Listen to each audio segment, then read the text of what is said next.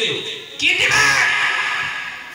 নামাজিরা নামাজ পড়ে বলে ওরা পিছনে দান করতে আসে, আর যারা নামাজ পড়ে না ওরা ভাবে যে আমরা তো নামাজ পড়িও না, আগে আগে দান করি, তাও যদি কিয়ামতের ময়দানে আল্লাহ পাক আমাদের মাফ করে। শুনে কোন কথা ঠিক না ঠিক?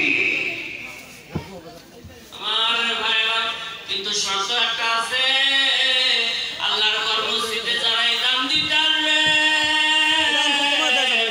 মুক্ত হস্তে হালাল উপার্জনে টাকা দান করে দিবেন।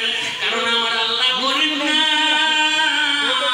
যাকাত ফিতরার টাকা দিয়ে মসজিদ বানাইলে নামাজ হবে না। হবে কি মুফতি সাহেব? যাকাত ফিতরার টাকা দিয়ে মসজিদ বানান যায় না, কারণ আমার আল্লাহ হলো ধনী। আল্লাহর ঘরটা ধনী লোকের টাকা দিয়া বানানো দরকার। কিন্তু বাবা একজন গরিব ফকির মিসকিন, একজন ঠেলাওয়ালা রিকশাওয়ালা যদি মুক্ত হস্তে দিল খুলে সৎ উপার্জনের একটি টাকাও দান করে, কিয়ামতের ময়দানে আল্লাহ পাক তাকে একটি বালাখানার মালিক বানিয়ে দিবে। কি করবে? কি করবে?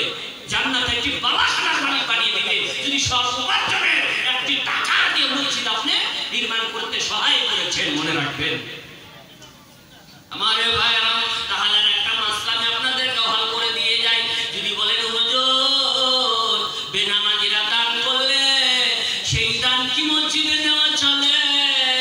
বেনামাজির টাকা দিয়ে কি মসজিদ নির্মাণ হবে? ও মুসলমান, এই কথাটা মাথায় রাখবেন। আপনি আল্লাহর বান্দা, আপনি সৎ উপার্জন করে মসজিদ করে